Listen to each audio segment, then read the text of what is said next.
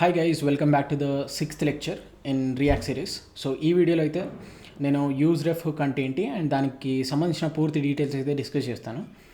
నేను already use state and then use effect hooks మీద కూడా వీడియోస్ చేశాను. ఒకవేళ మీరు చూడకపోయి ఉంటే వెళ్ళి చూడండి, లింక్స్ పైన అటాచ్ చేస్తాను. సో ఎట్లయితే use state and use effect important hooks రియాక్ట్లో, యూజ్ రెఫ్ కూడా చాలా ఇంపార్టెంట్ హుక్, ఎందుకంటే కొన్ని ఫంక్షనాలిటీస్ ఓన్లీ యూజ్ రెఫ్ తోటే అచీవ్ చేయబడతాయి. Coming to the sub topics within this video. So ఈ వీడియోలో అయితే నేను స్పెసిఫిక్గా నీడ్ ఆఫ్ యూజ్ రెఫ్, అసలు యూజ్ రెఫ్ ఎందుకు వాడాలి, అది లేకపోతే ఏంటి, డ్రాబ్యాక్స్ ఏంటి, మనకు యూజ్ రెఫ్ ఎందుకు పెట్టారు అనే దాని గురించి ఫస్ట్ డిస్కస్ చేస్తాను.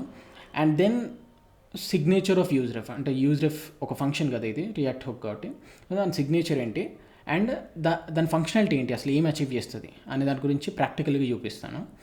And finally real time use cases, మనం యూజ్ రెఫ్ నేర్చుకున్నామా అండ్ దెన్ వదిలేసాం అన్నట్టు కాదు, దాన్ని ఎక్కడ వాడాలో ఎక్కడ వాడకూడదో కూడా తెలియాలి. So real time use cases కూడా కొన్ని డిస్కస్ చేస్తాను. ఫస్ట్ యూజ్ రెఫ్ యొక్క డెఫినేషన్ ఏంటంటే, use ref, so it is going to use the reference. Ref means reference అన్నట్టు. రెఫరెన్స్ అంటే ఏంటి, హీప్ మెమరీ రెఫరెన్స్. అయితే మనకు జావాస్క్రిప్ట్లో non primitive, primitive data types ఉంటాయి. So non primitive data types అనేటివి హీప్ మెమరీలో స్టోర్ అవుతాయి. సో బేసిక్గా వేరియబుల్స్ అనేటివి మెమరీ అడ్రసెస్ని పట్టుకుంటాయి. Instead of holding the data directly, it holds the memory address for non-primitive data. అయితే యూజర్ ఆఫ్ ఏం చేస్తుందంటే, ఒక ఫంక్షనల్ కాంపోనెంట్ లోపల మనం ఏదైనా డేటా క్రియేట్ చేస్తున్నాం అనుకోండి, నాన్ ప్రిమిటివ్ డేటా, ఆ డేటాని through out the life cycle of functional component, ఒక ఫంక్షనల్ కాంపోనెంట్ యొక్క లైఫ్ సైకిల్ మొత్తంలో ఒకటే రిఫరెన్స్ని హోల్డ్ చేసుకోవడం కోసం యూజ్ రెఫ్ అయితే యూజ్ అవుతుంది. కొంచెం కాంప్లెక్స్ అనిపించవచ్చు, మీకు అర్థం కాకపోవచ్చు, ఇట్స్ ఓకే, అన్నీ డీటెయిల్గా డిస్కస్ చేద్దాం. సో ఇది క్లియర్గా అర్థం కావడం కోసం నేను ఏం చేస్తానంటే, బేబీ స్టెప్స్ నుండి స్టార్ట్ చేద్దాం. So I will create some simple, very simple object within the component. So I'll say something like user object, and user object అంటే సమ్ నేమ్ ఉంటుంది అండ్ దెన్ ఏజ్ ఉంటుంది. So let me just add name and then age. So name వచ్చేసి నా పేరు age చేస్తాను and age 23 ఇస్తాను. Okay, so ఇప్పుడు user object, user variable అనేది it is holding a non primitive type. అంటే ఈ యూజర్ వేరియబుల్ అనేది ఒక హీప్ మెమరీ అడ్రస్ని పట్టుకుంటుంది, రైట్? సో ఇంటర్నల్గా ఈ యూజర్ వేరియబుల్ ఏం పాయింట్ చేస్తానంటే some heap memory location. So నేను ఏమనుకుంటానంటే 400 అని అనుకుంటాను. సో ఎప్పుడైతే కాంపోనెంట్ మౌంట్ అవుతుందో, ఫస్ట్ ఈ app component mount means first render. So first render అవుతుందో అప్పుడు యూజర్ అనే వేరియబుల్కి ఒక హీప్ మెమరీ అడ్రస్ వస్తుంది. సో ఆ అడ్రస్ని నేను 400 అని అనుకుంటున్నాను. Okay, so this is during the first render.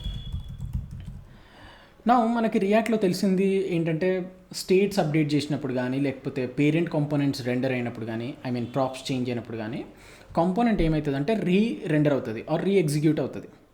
అంటే ఈ ఫంక్షన్ అనేది మళ్ళీ కాల్ అవ్వబడుతుంది, రైట్? అయితే ఇమాజిన్ ఫర్ సమ్ రీజన్ ఈ కాంపోనెంట్ రెండర్ అయింది అనుకుందాం. సో అప్పుడు సెకండ్ టైం రెండర్ అవుతున్నప్పుడు ఈ యూజర్ అనే వేరియబుల్ ఇంకా 400 అడ్రస్ని పట్టుకుంటుందా, or will it point to some new address? అంటే ఇది జావా స్క్రిప్ట్లో న్యాచురల్గా జరిగే ప్రాసెస్. ఏమైతే ఈ ఫంక్షన్ మళ్ళీ ఎగ్జిక్యూట్ అయినప్పుడు ఈ ఓల్ ఆబ్జెక్ట్ మళ్ళీ ఇంకొక మెమరీ లొకేషన్లో క్రియేట్ అవుతుంది అండ్ ఈ యూజర్ ఆబ్జెక్ట్ అనేది ఆ న్యూలీ క్రియేటెడ్ మెమరీ అడ్రస్ని పాయింట్ చేస్తుంది. సో బేసిక్గా ఏంటంటే సెకండ్ రెండర్ ఎట్లా అవుతుంది అనేది మర్చిపోండి. జస్ట్ సెకండ్ రెండర్లో యూజర్ అనే variable will point to some different memory location. Okay, so it points to some 500 address this time. ఎందుకు అనంటే ఇట్స్ న్యాచురల్ ప్రాసెస్ జావా స్క్రిప్ట్లో, ఎందుకంటే ఈ లైన్ మళ్ళీ ఎగ్జిక్యూట్ అవుతుంది కదా. సో ఈ ఆబ్జెక్ట్ అనేది ఖచ్చితంగా రీక్రియేట్ అవ్వాల్సిందే హీప్లో. డేటా సేమ్ ఉంటుంది, but references will be like first ఎండర్లో it will be pointing to 400 reference and second ఎండర్లో 500 రిఫరెన్స్. అయితే ఇదేంటంటే కొన్నిసార్లు మనకు ఇబ్బంది. అంటే లెట్స్ సే మనకేం కావాలంటే ఫస్ట్ రెండర్లో ఏదైతే మెమరీ లొకేషన్ పాయింట్ చేస్తుందో మన యొక్క వేరియబుల్, అదే reference through out the life cycle మనకు కావాలని అనుకోండి. సో అప్పుడు మనం నార్మల్గా ఇట్లనైతే అచీవ్ చేయలేము, ఎందుకంటే ఖచ్చితంగా it is going to create the data again and again for every render. So ఈ ప్రాబ్లమ్ని సాల్వ్ చేసేదే use ref. Okay, in use ref it uses the reference across the life cycle of a component, simple. అయితే ఈ 400, 500 address ఏదైతే నేను థియరిటికల్గా చెప్పానో దాన్ని practical కూడా చూడడం ఇంపార్టెంట్. మనం అంటే ఊరికే చెప్పా కదా అని చెప్పేసి మనం ఫాలో అయిపోవడం కరెక్ట్ కాదు కదా.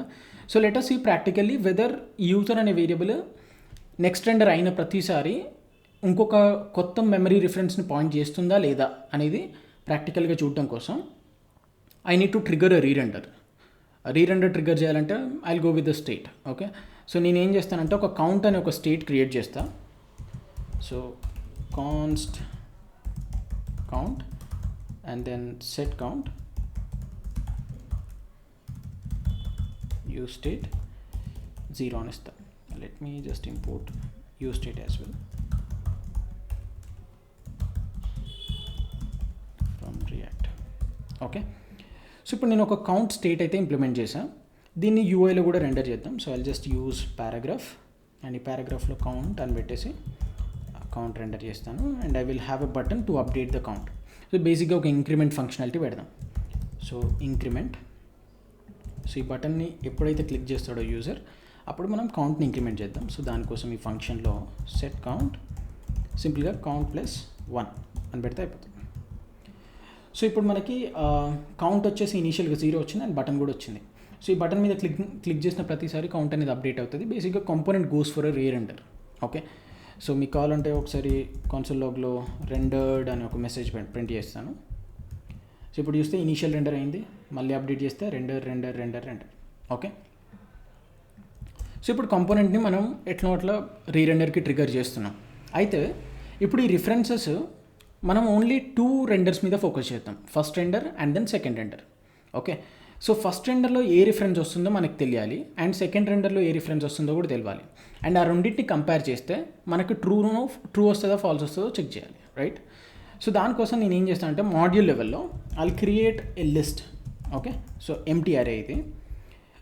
ఈ కాంపోనెంట్ రెండర్ అయిన ప్రతిసారి ఈ ఆబ్జెక్ట్ క్రియేట్ అయిన వెంటనే ఈ లిస్ట్లోకి ఆ యూజర్ ఆబ్జెక్ట్ని పుష్ చేస్తాను. So list dot push user object. So first render అయినప్పుడు లిస్ట్లో ఎన్ని ఐటమ్స్ ఉంటాయి? ఒక ఐటమ్ ఉంటుంది. సెకండ్ రెండర్ అయినప్పుడు ఇంకొక ఐటమ్ వస్తుంది. సో సెకండ్ రెండర్ అయ్యాక మనకి 2 ఐటమ్స్ ఉంటాయి. ఒకటేమో ఫస్ట్ రెండర్లో వచ్చింది, ఇంకోటేమో సెకండ్ రెండర్లో వచ్చింది. మన టార్గెట్ ఏంటి? ఈ 2 డిఫరెంట్ అడ్రస్ని పాయింట్ చేస్తాను నేను థియరటికల్గా చెప్పాను. సో ఈ రెండింటి కంపేర్ చేస్తే మనకు తెలిసిపోతుంది కదా. సో నేను సెకండ్ రెండర్ని చెక్ చేయడం కోసం సింపుల్గా ఒక కండిషన్ పెడతాను. If list dot length is 2 అంటే 2 ఎలిమెంట్స్ పుష్ అయ్యాక దాంట్లో I will just compare list of 0 and then list of 1. దానికంటే ముందు లిస్ట్ మొత్తాన్ని కూడా ప్రింట్ చేసి చూద్దాం, డేటా ఏముందో చూద్దాం. And then I will also print the comparison of list of 0 with list of 1. Okay, so ఇప్పుడైతే సేవ్ చేసా అండ్ రిఫ్రెష్ చేస్తాను. సో ఇనీషియల్గా కౌంట్ వచ్చేసి 0 ఉంది, మనకి లిస్ట్లో ఖచ్చితంగా ఒక ఆబ్జెక్ట్ ఉంది ఆల్రెడీ. ఇప్పుడు ఇంక్రిమెంట్ మీద క్లిక్ చేయగానే it goes for another rerender and user object మళ్ళీ క్రియేట్ అవుతుంది. అండ్ దెన్ ఆ యూజర్ ఆబ్జెక్ట్ లిస్ట్ లోపల పుష్ అవుతుంది. And then we will enter into this if statement. Let me click on this. So ఇప్పుడు చూస్తే మనకి 2 items వచ్చినాయి. 2 items data మీరు అబ్జర్వ్ చేస్తే 2 సేమ్ డేటా, అంటే ఇదే ఆబ్జెక్ట్ వచ్చింది. బట్ ఆ రెండింటిని కంపేర్ చేసినప్పుడు list of 0 and then list of 1ని మనం కంపేర్ చేస్తే ఫాల్స్ అని వచ్చింది రిజల్ట్. అంటే మనం దీని నుండి కన్ఫర్మ్ చేసుకోవచ్చు ఏంటంటే ఈ list of 0 is Poynting to some memory location, let's say it is #400, and list of 1 is Poynting to some other memory location which is #500. So అందుకే మనం వాటి కంపేర్ చేసినప్పుడు ఫాల్స్ అనేది వస్తుంది, రైట్? సో ఇప్పుడు యూజర్ ఏం ప్రాబ్లమ్ సాల్వ్ చేస్తా అంటే ఇట్లా ప్రతిసారి ఆబ్జెక్ట్ని క్రియేట్ చేయకుండా ఫస్ట్ రెండర్లో ఏదైతే ఆబ్జెక్ట్ క్రియేట్ అయిందో ఆ ఆబ్జెక్ట్ని క్యారీ ఫార్వర్డ్ చేస్తుంది మొత్తం కంపోనెంట్ అన్మౌంట్ అయ్యే వరకు. అంటే throughout the life cycle of the component it maintains that reference. అందుకే దాన్ని use reference or use ref అని అన్నారు.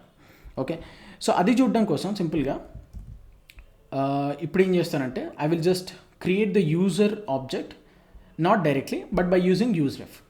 సో దానికైతే మనకు signature of the use ref అనేది తెలియాలి. సో యూజ్ రెఫ్ అనేది ఒక రియాక్ట్ హుక్స్ అన్నీ ఏంటి? ఫంక్షన్స్ అవి, రైట్? Plain JavaScript functions. అయితే ఈ యూజ్ రెఫ్ అనేది ఏం చేస్తుందంటే it takes initial value. Okay, ఈ ఇనీషియల్ వాల్యూ అనేది ఏ డేటా టైప్ అయినా అయ్యి ఉండొచ్చు. It can be a number, boolean value or an object or an array, whatever. అయితే యూజ్ రెఫ్ అనేది ఇనీషియల్ వాల్యూ ఒకటి తీసుకుంటుంది అండ్ ఈ యూజ్ రెఫ్ ఇంకొక ఆబ్జెక్ట్ని రిటర్న్ చేస్తుంది. So it will return an object. ఆ ఆబ్జెక్ట్లో ఒక ప్రాపర్టీ ఖచ్చితంగా ఉంటుంది, అదేంటంటే కరెంట్ ప్రాపర్టీ. ఆ కరెంట్ ప్రాపర్టీ యొక్క వాల్యూ మనం ఏదైతే ఇనీషియల్ వాల్యూ పాస్ చేసామో అదే వాల్యూ అవుతుంది. అంటే ఫర్ ఎగ్జాంపుల్ ఇప్పుడు ఇనీషియల్ వాల్యూలో 10 పాస్ చేశాను అనుకోండి, కరెంట్ వాల్యూ 10 అవుతుంది. 20 పాస్ చేస్తే 20 అవుతుంది. ఒకవేళ నల్ పాస్ చేశాను అనుకోండి, నల్ అయిపోతుంది.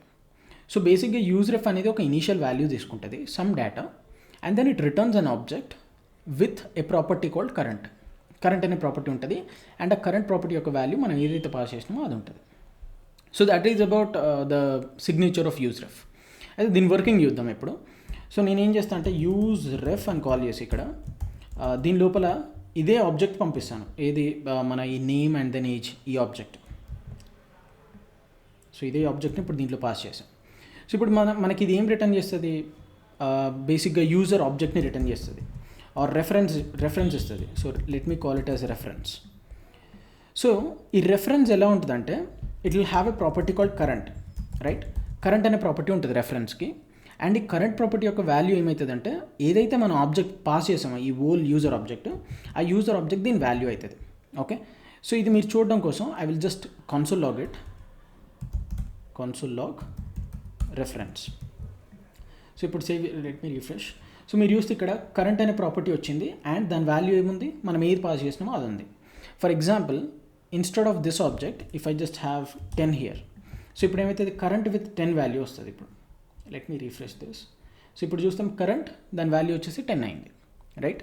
సో మనం ఏది పాస్ చేస్తే అది వస్తుంది అన్నట్టు. But we want that object, so let me just undo. మనకు ఆబ్జెక్ట్ వచ్చేసింది ఇప్పుడు. సో ఇప్పుడు ఏమవుతుందంటే దీంట్లో, సో యూజ్ రెఫ్ ఈ ఓల్ ఆబ్జెక్ట్ని ఏదైతే ఇనీషియల్గా క్రియేట్ చేస్తుందో from second render onwards it starts giving the same object. Okay, so ఈ ఓల్డ్ డేటా రాయకుండా సింపుల్గా దీన్ని క్యాపిటల్ టీ అంటాను, indicating like what ever data we passed, ఈ డేటా అన్నట్టు. ఓకే, సో ఇది కూడా ఒక ఆబ్జెక్టే కదా విత్ కరెంట్ ప్రాపర్టీ. అంటే ఈ ఆబ్జెక్ట్ కూడా హీప్లో ఎక్కడన్నా స్టోర్ అవ్వాలి. So it might be pointing to some memory location. So let's say it points to memory location 400. So use ref create చేసిన ఆబ్జెక్ట్ ఏదైతే ఉందో అది 400 అనే అడ్రస్ని పాయింట్ చేస్తుందని అనుకుందాం ఫస్ట్ రెండర్ అయ్యాక. సో సెకండ్ రెండర్ ఎప్పుడైతే అవుతుందో, second render or third render or some nth render, అప్పుడు ఏమవుతుందంటే యూజ్ రెఫ్ ఏం చేస్తుందంటే from second render onwards it will just ignore what is the initial value. అసలు ఇనీషియల్ వాల్యూని పట్టించుకోదు అది, ఓన్లీ ఫస్ట్ రెండర్లోనే పట్టించుకుంటుంది. సెకండ్ రెండర్ నుండి అసలు ఈ ఇనీషియల్ వాల్యూతో పని లేదు, అందుకే దాన్ని ఇనీషియల్ వాల్యూ అని కూడా అన్నారు. సో ఈ యూజ్ రెఫ్ సెకండ్ రెండర్ నుండి ఏం చేస్తుందంటే it knows what it return in the previous render. ఇది ఏ ఆబ్జెక్ట్ని రిటర్న్ చేసిందో దానికి తెలుసు యూజ్ రెఫ్కి. సో అదేం చేస్తుందంటే second render onwards it just returns the same object back to us. అంటే ఇప్పుడు ఫస్ట్ రెండర్లో 400 అడ్రస్ దగ్గర ఉన్న ఆబ్జెక్ట్ని రిటర్న్ చేసింది కదా, సో సెకండ్ రెండర్ని కానీ థర్డ్ రెండర్ కానీ అదే ఆబ్జెక్ట్ని మళ్ళీ రిటర్న్ చేస్తుంది సింపుల్గా. So that is how use ref ఏం చేస్తుంది అంటే మెయింటైన్ చేస్తుంది ఒక రెఫరెన్స్ని throughout the life cycle of a component. It maintains, అంటే అదే రెఫరెన్స్ ఉండేలాగా చూస్తుంది అన్నట్టు. సో మనకు సెకండ్ రెండర్లో ఏమవుతుంది, సెకండ్ రెండర్ మనకు సేమ్ మెమరీ అడ్రస్ వస్తుంది. సో ఈ రెఫరెన్స్ అనే ఆబ్జెక్ట్ ఇక్కడ ఎలా ఉందో అలానే ఉంటుంది ఎగ్జాక్ట్గా, అండ్ అడ్రస్ కూడా సేమ్ అడ్రస్ అదే. ఓకే, అండ్ థర్డ్ రెండర్లో కూడా సేమ్ థింగ్ అవుతుంది. So even if we do third render like it will be the same again. Okay, and so on. So ఇట్లా కంపోనెంట్ అన్మౌంట్ అయ్యే వరకు ఇంకా ఇదే ఆబ్జెక్ట్ మెయింటైన్ అవుతుంది అన్నట్టు. So that is what use ref is achieving. అయితే ఇది కూడా మనం టెస్ట్ చేయాలి కదా ప్రాక్టికల్గా. థియరటికల్గా చెప్పినాను, ప్రాక్టికల్గా చూద్దాం ఇప్పుడు.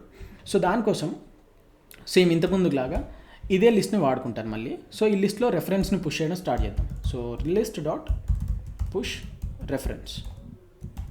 ఓకే, అండ్ సెకండ్ రెండర్ అయ్యాక మనకు తెలుసు ఖచ్చితంగా 2 ఎలిమెంట్స్ అయిపోతాయి లిస్ట్లో. So if list dot length is 2, then we will just print list, చూద్దాం దాని లోపల ఏముందో. And then after that we will print the comparison of list of 0 with list of 1. So list of 0 with list of 1. So save చేసా. Let me refresh this set. So ఇనీషియల్గా first render అయినాక ఖచ్చితంగా మనకి లిస్ట్లో ఒక object ఉంది. ఆ object ఎట్లుంటుందంటే with current property and value వచ్చేసి యూజర్ ఆబ్జెక్ట్ అయితే వాల్యూ ఉంటుంది ఆ కరెంట్ ప్రాపర్టీకి. అండ్ ఇప్పుడు ఈ ఇంక్రిమెంట్ బటన్ మీద క్లిక్ చేయగానే మనకి లిస్ట్ లెంత్ అనేది 2 అయింది అండ్ వి జస్ట్ ఈ 2 స్టేట్మెంట్స్ ఎగ్జిక్యూట్ అయినాయి. సో ఇక్కడ చూస్తే 2 కరెంట్ ప్రాపర్టీ అండ్ వాల్యూస్ కూడా సేమ్ ఉన్నాయి. ఇక్కడ కూడా 2 కరెంట్ ప్రాపర్టీ వాల్యూస్ కూడా సేమ్ ఉన్నాయి, రైట్? సో సేమ్ ఆబ్జెక్ట్స్ వచ్చినాయి ఇంతకుముందులానే. బట్ ఇక్కడ మీరు అబ్జర్వ్ చేస్తే కంపారిజన్ రిజల్ట్ లిస్ట్ ఆఫ్ 0 ఏముంది, లిస్ట్ ఆఫ్ 1 ఏముందని చూస్తే దే బోత్ ఆర్ ట్రూ. అంటే ఆ కంపారిజన్ రిజల్ట్ ట్రూ అంటే ఏంటి, they both are pointing to same memory location. So మీరు థర్డ్ రెండర్ చేసినా కూడా ఈ రిఫరెన్స్ అనే వేరియబుల్ అదే 400 అడ్రస్ని పట్టుకుని ఉంటుంది. So that is what use ref is achieving. So ఈ రెఫరెన్స్ తోటి మనం ఇంకేమేం చేయొచ్చు అంటే, ఈ రెఫరెన్స్లో ఉన్న డేటాని డైరెక్ట్గా మ్యూటేట్ చేయొచ్చు. అంటే ఇప్పుడు ఫర్ ఎగ్జాంపుల్ నేమ్ని అప్డేట్ చేయాలి నేను. సో అప్డేట్ చేయాలంటే ఏం చేయొచ్చు, reference dot current dot name equal to what ever the new value we want we can give. So అట్లా మనం డైరెక్ట్ అప్డేట్ చేయొచ్చు.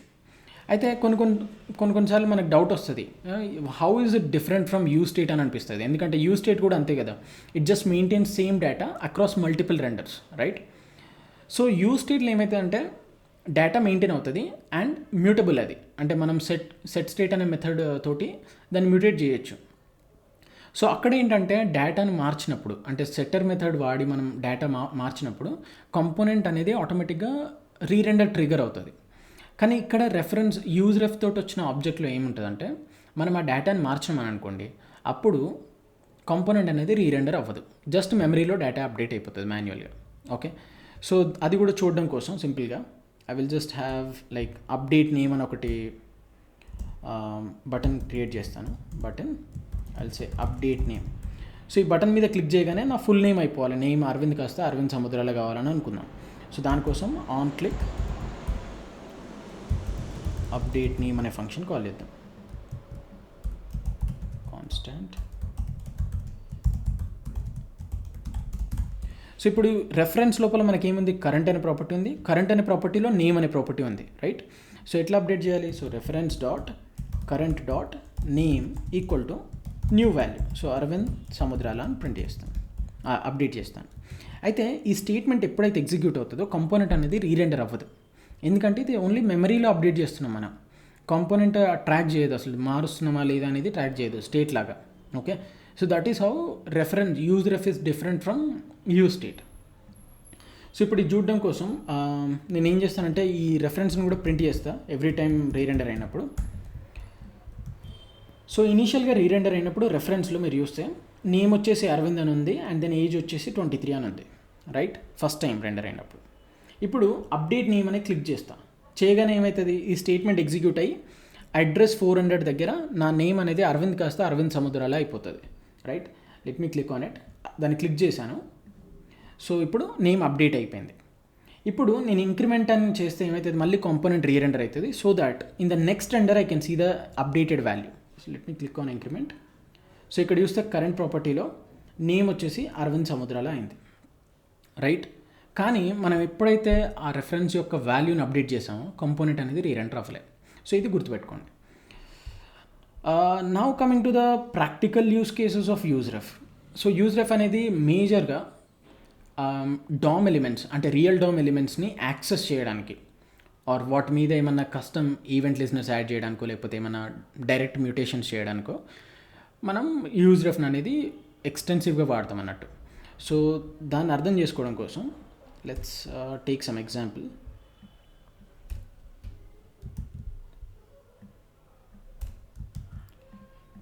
సో రియాక్ట్ ఎలిమెంట్స్లో ఏంటంటే డిఫాల్ట్గా ఒక ప్రాప్ ఉంటుంది, దాని ప్రాప్ అన్నారు యాక్చువల్లీ అట్రిబ్యూట్. అది ప్రతి రియాక్ట్ ఎలిమెంట్కి రెఫ్ అనే ఒక అట్రిబ్యూట్ మనం ఇవ్వచ్చు. So this is not a prop, it is an attribute. Okay, so ఈ రెఫ్ అనే అట్రిబ్యూట్లో ఏంటంటే మనం ఒక ఆబ్జెక్ట్ ఇవ్వచ్చు అన్నట్టు, దాని వాల్యూ. ఆ ఆబ్జెక్ట్ అనేది ఆల్వేస్ ఈ ప్యాటర్న్లో ఉండాలి. ఆ ఆబ్జెక్ట్కి కరెంట్ అనే ప్రాపర్టీ ఖచ్చితంగా ఉండాలి అండ్ దాని వాల్యూ ఏదైనా అయ్యి ఉండొచ్చు. ఓకే, సో ఈ రెఫ్ అనే అట్రిబ్యూట్ యొక్క పని ఏంటంటే ఈ ఎలిమెంట్ మౌంట్ అయ్యాక, అంటే యూఐ మీదకి వచ్చాక ఈ రెఫ్ ఆబ్జెక్ట్ ఏదైతే ఉందో ఆ ఆబ్జెక్ట్ యొక్క కరెంట్ ప్రాపర్టీలోకి ఈ రియల్ టర్మ్ ఎలిమెంట్ని ఇంజెక్ట్ చేస్తుంది అన్నట్టు. అర్థం కాలేదు కదా, చూద్దాం ప్రాక్టికల్గా. So let me just create a variable const, దీన్ని సమ్ ఎలిమెంట్ అంటాను, element equal to current and then null value ఇస్తాను. ఓకే, ఈ నల్ ప్లేస్లో మీరు ఏదైనా ఇవ్వచ్చు, నల్ ఇస్తున్నాను నేనైతే. ఓకే, అండ్ ఈ రెఫ్ యొక్క వాల్యూ వచ్చేసి ఎలిమెంట్ అని ఇచ్చాను.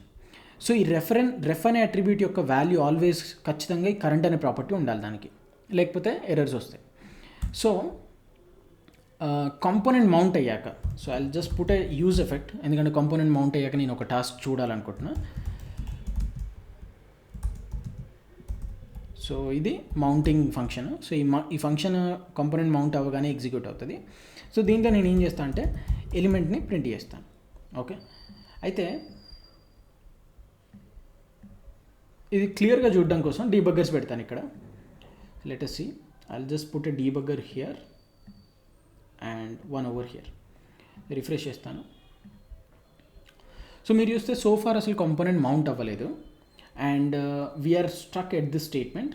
ఇప్పుడు ఒకవేళ ఎలిమెంట్ని చూస్తే కరెంట్ ప్రాపర్టీ అనేది నల్లనే ఉంది, ఎందుకంటే యూఐ ఇంకా మౌంట్ అవ్వలే. ఈ H1 ఎలిమెంట్ అనేది స్క్రీన్ పైకి రాలేదు అసలే. సో ఇప్పుడు ప్లే చేస్తే ఇప్పుడు యూఐ అనేది స్క్రీన్ పైకి వచ్చింది, H1 ఎలిమెంట్. అంటే మన కాంపోనెంట్ మౌంటింగ్ అయిపోయింది. అవ్వగానే ఏమవుతుంది, కాల్ బ్యాక్ ఎగ్జిక్యూట్ అవుతుంది. So we're now struck at line number 14. Okay, ఇప్పుడు ఎలిమెంట్ సెక్షన్కి వెళ్ళి ఇది ఎక్స్పాండ్ చేసి చూస్తే మనకి H1 ఎలిమెంట్ ఖచ్చితంగా వచ్చింది. ఇప్పుడు ఈ ఎలిమెంట్ అనేది ఒక ఆబ్జెక్ట్ కదా, మనం జావా స్క్రిప్ట్లో డామ్ నేర్చుకుని ఉంటే మీరు, this element is a damn element, right? So దీన్ని చూడాలంటే ఫర్ ఎగ్జాంపుల్ $0 అని కొట్టేస్తే మనకు వచ్చేస్తుంది. సో ఇది చూస్తే డామ్ ఎలిమెంట్. అయితే ఈ కరెంట్ ప్రాపర్టీ నల్ ఉంది కదా మనకు మౌంట్ అవ్వడానికి ముందు. మౌంట్ అవ్వగానే ఏమవుతుందంటే కరెంట్ ప్రాపర్టీ యొక్క వాల్యూ ఆటోమేటిక్గా ఈ ఎలిమెంట్ యొక్క డామ్ రిఫరెన్స్ అయిపోతుంది. So because of this ref attribute. Okay, so if I just hover on it, now you can clearly see current ప్రాపర్టీకి అనేది నల్ లేదు ఇక వాల్యూ. Now it got the actual DOM element value. Okay, so ఇట్లా మనము references అనేవి pass చేస్తుంది అన్నట్టు రియాక్ట్ ఎలిమెంట్స్కి. ఈ H1 అనేది ఇక్కడ ఒక రియాక్ట్ ఎలిమెంట్, సో అట్లా రెఫరెన్సెస్ పాస్ చేస్తుంది. అయితే మనం ఇంతకుముందు చూసినట్టు ఇట్లా ప్రతి రెండర్కి మనం ఒక ఎలిమెంట్ని కొత్త ఆబ్జెక్ట్ క్రియేట్ చేసినాం అనుకోండి, ఆ కొత్త ఆబ్జెక్ట్కి ప్రతిసారి అప్డేట్ అవుతూ ఉంటుంది, రైట్? సో అట్లా అన్ని డూప్లికేట్ చేయకుండా, అన్నిసార్లు అప్డేట్ చేయకుండా సింపుల్గా can't we have one reference at a time and that we can directly inject to the elements. అంటే ఒకటేసారి మనం ఈ ఆబ్జెక్ట్ని క్రియేట్ చేస్తాం ఓన్లీ వన్ టైం, అండ్ ఆ ఆబ్జెక్ట్ని మౌంట్ అవ్వగానే అటాచ్ చేసేస్తాం, అండ్ నెక్స్ట్ టైం ఆన్వర్డ్స్ ఈజీగా వాడుకోవచ్చు. సో మీకు అది అర్థం కాకపోతే చూద్దాం. So instead of using a manual object I will use a use ref here. Okay, so use ref ఏం చేస్తుంది, it takes the initial value and it returns us another object which will have a current property. So ఇప్పుడు initial value నేను ఏం pass చేస్తాను అంటే null అని pass చేస్తాను. దీని వాల్యూ ఏమవుతుంది అప్పుడు నల్ అవుతుంది ఫస్ట్ రెండర్లో. ఇప్పుడు ఫస్ట్ రెండర్లో ఈ ఆబ్జెక్ట్ క్రియేట్ అయ్యాక ఇదే object second render, third render, fourth render ప్రతిసారి కాంపోనెంట్ అన్మౌంట్ అయ్యే వరకు ఇదే ఆబ్జెక్ట్ యూజ్ చేయబడుతుంది కదా. సో అట్లా మనం ఒకటే ఎలిమెంట్ రెఫరెన్స్ని డైరెక్ట్గా ఇంజెక్ట్ చేయొచ్చు అన్నట్టు. సో ఇప్పుడు చూస్తే మీరు మళ్ళీ యూజ్ ఎఫెక్ట్ రాస్తాను అండ్ కాంపోనెంట్ మౌంట్ అయ్యాక ఈ ఎలిమెంట్ అనే ఆబ్జెక్ట్ని ప్రింట్ చేస్తాను. ఓకే, సో ఇప్పుడు రిఫ్రెష్ చేస్తే not here. సో ఇప్పుడు చూస్తే మనం ఇక్కడ స్టక్ అయినాం. ఈ ఎలిమెంట్ అనేది ఇనిషియల్గా కరెంట్ విత్ నల్ వాల్యూ ఉంది. Let us say if it is pointing to #400 first రెండర్లో, సెకండ్ రెండర్లో #400, థర్డ్ రెండర్లో #400. So it basically points to the same memory reference, right? So మనకి మళ్ళీ క్రియేట్ చేయాల్సిన పని ఉండదు అన్నట్టు. ఈ యూజ్ రెఫ్ అనేది ఒకటిసారి క్రియేట్ చేసి ఇంకా అదే ఆబ్జెక్ట్ని అన్ని రెండర్స్కి, అంటే ప్రతిసారి కాంపోనెంట్ అప్డేట్ అయిన ప్రతిసారి అదే ఆబ్జెక్ట్ని మనకు రిటర్న్ చేస్తుంది అన్నట్టు. సో ఇప్పుడు ప్లే చేస్తే ఇక్కడ ఎలిమెంట్కి వచ్చేసి మన వాల్యూ ఏమైంది, ఇప్పుడు కరెంట్ వాల్యూ వచ్చి ఆ H1 యొక్క రియల్ డామ్ ఎలిమెంట్ అయింది. So this is one use case where we use ref వాడి మనం రెఫరెన్స్ ఆబ్జెక్ట్స్ క్రియేట్ చేసి ఆ రెఫరెన్స్ ఆబ్జెక్ట్స్ని మనం రియాక్ట్ ఎలిమెంట్స్కి అటాచ్ చేస్తే ఆ రియాక్ట్ ఎలిమెంట్స్ ఎప్పుడైతే మౌంట్ అవుతాయో యూఐ మీదకి, ఆ మౌంట్ అవ్వగానే రియల్ డామ్ ఎలిమెంట్స్ ఆటోమేటిక్గా ఆ కరెంట్ ప్రాపర్టీకి సింక్ అవుతాయి అన్నట్టు. సో దీని ద్వారా మనం ఫర్ ఎగ్జాంపుల్ డైరెక్ట్గా దీని ఇన్నర్ టెక్స్ట్ చేంజ్ చేయాలనుకోండి మౌంట్ అయ్యాక. సో అప్పుడు నేనేం చేయొచ్చు, సింపుల్గా element dot current dot inner text equal to some new value changed text అని ప్రింట్ చేస్తాను. సో బేసిక్గా ఎలిమెంట్ డాట్ కరెంట్ ఏమవుతుంది మౌంట్ అయ్యాక, it will be the H1 element అంటే రియల్ డామ్ ఎలిమెంట్ డైరెక్ట్గా. And then dot inner text అంటే ఆ H1 యొక్క ఇన్నర్ టెక్స్ట్ని సమ్ అదర్ టెక్స్ట్ పెడుతున్నాను నేను, చేంజ్డ్ టెక్స్ట్ అని. సో ఇప్పుడు ఇది సేవ్ చేసి మళ్ళీ చూద్దాం, రిఫ్రెష్. సో ఫస్ట్ రెండర్ అవుతున్నప్పుడు కరెంట్ యొక్క వాల్యూ నల్ అయింది బిఫోర్ మౌంటింగ్, అండ్ మౌంట్ అయ్యాక కరెంట్ ఎలిమెంట్ యొక్క వాల్యూ ఏమవుతుంది, current property value, it will be the real DOM element. నా ఇక్కడ element dot current dot inner text మనం చేంజ్ చేస్తున్నాం కాబట్టి ఇప్పుడు ప్లే చేయగానే యూజ్ రెఫ్ హుక్ టెక్స్ట్ కాస్త చేంజ్ టెక్స్ట్ అయిపోతుంది. So if you see text ఏమైంది, చేంజ్ టెక్స్ట్ అయింది. సో ఇట్లా మనం డైరెక్ట్ రియల్ డామ్ తోటి ఇంటరాక్ట్ అవ్వాల్సిన సినారియోస్ వచ్చినప్పుడు, ఫర్ ఎగ్జాంపుల్ పాప్ ఓవర్ చేసినప్పుడు కానీ, లేకపోతే ఫామ్స్తో డీల్ చేస్తున్నప్పుడు కానీ మనం రియల్ డామ్ తోటి డైరెక్ట్ డీల్ చేయాల్సి ఉంటుంది. సో అట్లాంటప్పుడు మనం ఈ రెఫరెన్సెస్ క్రియేట్ చేయొచ్చు అన్నట్టు by using user hook, and then we can inject those elements directly to the React elements. అంతేకాదు మళ్ళీ మనం ఫర్ ఎగ్జాంపుల్ ఒక చైల్డ్ కాంపోనెంట్లో ఏవైనా యాక్షన్స్ చేయాలి from the parent component. So అప్పుడు కూడా రెఫరెన్సెస్ని మనం కాంపోనెంట్స్ కూడా పాస్ చేయొచ్చు. So where we use another hook called use imperative handle and then we use forward ref function. అది నేను ఒక సపరేట్ వీడియోలో డిస్కస్ చేస్తాను. బట్ రెఫరెన్సెస్ అనేటివి చాలా వేస్లో పనికొస్తాయి అన్నట్టు. మేజర్లీ అయితే మనం ఎప్పుడైతే రియల్ డామ్ ఎలిమెంట్స్ తోటి ఇంటరాక్ట్ అవ్వాలో అప్పుడు ఈ రెఫరెన్సెస్ అనేవి చాలా యూజ్ అవుతాయి. And one more thing, child కాంపోనెంట్స్లో యాక్షన్స్ ఎగ్జిక్యూట్ చేయడానికి అప్పుడు కూడా రెఫరెన్సెస్ యూజ్ అవుతాయి. Yeah, that is all about use ref. I hope మీకైతే కాన్సెప్ట్ అర్థమైందని అనుకుంటున్నాను. వీడియో నచ్చితే లైక్ చేయండి, సబ్స్క్రైబ్ చేయండి. Thank you so much for watching. Stay tuned for the next video.